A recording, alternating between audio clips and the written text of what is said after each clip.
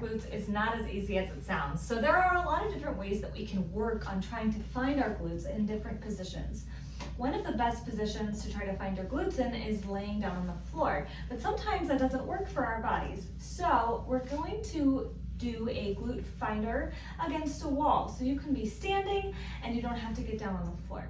Now, there's a couple important things. I want you to make sure that your head, shoulders, rib cage, pelvis, and knees and ankles are all stacked while you're doing this exercise. Now, if you are ready, we're going to start with body weight and then we'll add in a band when we're ready if we need more of a challenge. So I'm going to come against a wall and I'm actually going to reach and feel my glute muscle. Your glutes are your butt muscles and they extend from here all the way down here, and then there's some on the side as well. We're working on finding your glute max muscle, this big one right here. So I'm going to be against the wall, relatively close, but just enough that I can support myself. So I'm going to kind of lean here against the wall. You can put arms or hands, as long as you're stacked, head, shoulders, rib cage, hips, and ankles, you should be just fine. So I'm going to support myself on the wall with an arm against the wall like this. Now I'm going to shoot this leg back this way and squeeze my butt without rotating at the pelvis. So I'm trying really hard not to overextend my back like this. I want to keep my torso in neutral so that my back is not engaging. And then I'm going to kick back and then release. So against the wall, I'm going to kick back and release. Inhale, exhale, kick back and release. It is really important to note that your foot should stay pointing forward the whole time in order to get that glute max activation.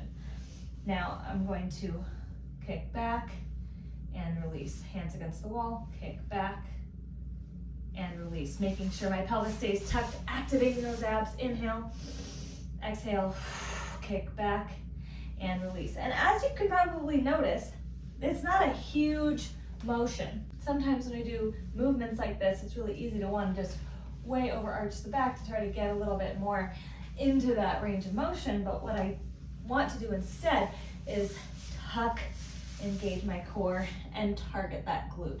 And it's just a very, very slight motion to just hit that glute to engage it. Now we're going to do the same thing on the other side. Inhale, exhale, nice and even. And I'm doing that bottom up exhale. I'm making sure that my toe is still pointing forward the whole time. I'm squeezing that glute and then putting it down. And now I'm not using a wall so that I can show you the motion, but it might be really helpful for you to keep your hands or arms placed on the wall. When you're ready, you can add a band.